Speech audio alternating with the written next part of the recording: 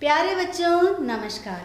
आज हम आपकी पाठ्य पुस्तक वसंत भाग 2 के 13वें पाठ एक दिन का कविता का अर्थ और अनुवाद समझेंगे। तो आइए शुरू करते हैं। इससे पहले हम कविता का अर्थ जाने, हम इसके लेखक, इसके कवि अयोध्या सिंह उपाध्याय हरिऔध के बारे में एक संक्षिप्त जानकारी ले लेते हैं। अयोध्या सिंह उपाध्याय, जिनका उपनाम था हरिऔध, वे हिंदी भाषा के महान कवि और लेखक हुए हैं। इनका जन्म 15 अप्रैल सन 1865 में उत्तर प्रदेश के आजमगढ़ जिले में हुआ।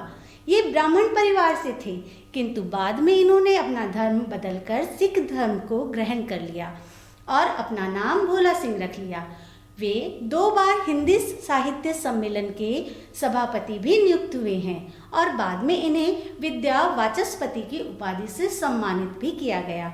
इन्होंने अपने जीवन काल में बहुत से लेख और रचनाएं लिखी, जिनमें से प्रमुख प्रिय प्रवास, कवि सम्राट, वैदेही वनवास, बाल विभव, फूल पत्ते आदि हैं। इनकी मृत्यु सन 1947 में निजामाबाद में हुई। आइए शुरू करते हैं कविता का अर्थ और उसकी व्याख्या। मैं घमंडों से भरा ऐंठा हुआ, एक दिन जब था मुंडेरे पर खड़ा, अचानक दूर से उड़ता हुआ, एक तिनका आँख में मेरी पड़ा। बच्चों, इस पंक्ति में कवि हमें बताना चाहते हैं कि एक व्यक्ति जो बहुत घमंडी था, उसे अपने से ऊपर कोई दिखाई नहीं देता था।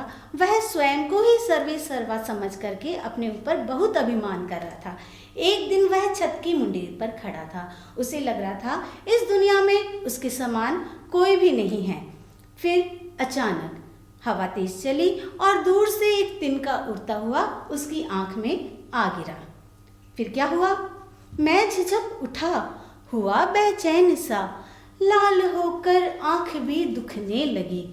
मूठ देने लोग कपड़े की लगे, ऐंठ बेचारी दबे पांव भगी।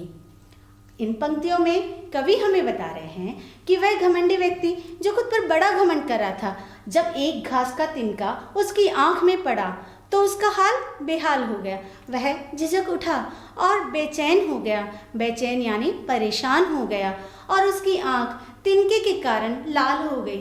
वह निकालने की प्रयत्न करता रहा, लेकिन तिनका नहीं निकला और बेचारी आंख लाल हो गई, दुखने लगी। बहुत सारे लोग इकट्ठा हो गए उसकी परेशानी देखकर। उसकी आंख से तिनका निकालने के लिए कपड़े की पोटली बना करके मूठ देकर आंख को सेकने की भी कोशिश की, परंतु वह तिनका तो नहीं निकला। तब घमंडी को समझ में आया कि छोटे से तिनके ने उसे कितना बेहाल कर दिया। चाह करके भी वह इस पीड़ा से मुक्त नहीं हो पा रहा है। तो उसकी जो ऐंठ थी, जो अकड़ थी, जिस घमंड में वो अकड़ रहा था, वो बेचारी दबे पांव भाग गई। उसे समझ में आ गया कि अब मेरा यहाँ कोई काम नहीं है, मुझे हराने के लिए एक छोटा सा तिनका ही काफ़ी है। तो वह दबे पांव भाग गई। जब किसी ढब से निकल तिनका गया, तब समझने यूं मुझे ताने दिए, ऐंठता तो किस लिए इतना रहा, एक तिनका है बहुत तेरे लिए। यहाँ कवि कह रहे हैं कि जब किसी ढब से, यानी जब किसी तरीके से तिनका आँख से निकल ही गया, मूठ देने से किसी भी तरीके से लोगों ने तिनका उसकी आँख से निकाल दिया, तब जा कर के उस घमंडी व्यक्ति को राहत मिली, उसे सुकून आया।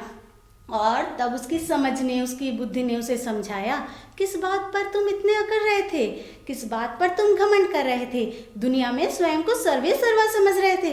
तुम्हारी अकड़ तोड़ने के लिए तो एक तिनका ही काफ़ी है, जिसने तुम्हें इतना बेहाल कर दिया कि तुम लोगों से मदद लेने के लिए भी आतुर हो गए।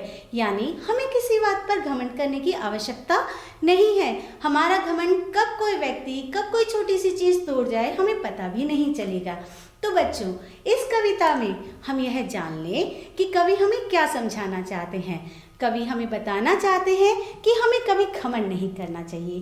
तिनके के माध्यम से कवि ने हमें यह सिखाने की कोशिश की है कि हमारे घमंड को तोड़ने के लिए छोटी सी चीज़ ही काफ़ी है। जब हम घमंड में भरकर दूसरों पर अत्याचार करते हैं, बुरा बर्ताव करते हैं, उस समय पता नहीं कब कौन सी छोटी सी चीज़ हमारे उस घमंड को तोड़ जाए और हमें धरातल पर लाके खड़ा कर दे। इसलिए हमें कभी किसी के साथ घमंड पूर्वक व्यवहार नहीं करना चाहिए और सबके साथ प्रेम पूर्वक और सम्मान से रहना चाहिए। तो आशा है आपको इस कविता का अर्थ और व्याख्या समझ में आ गई होगी। तो अगली बार नए विषय के साथ फिर मिलेंगे। नमस्कार, धन्यवाद।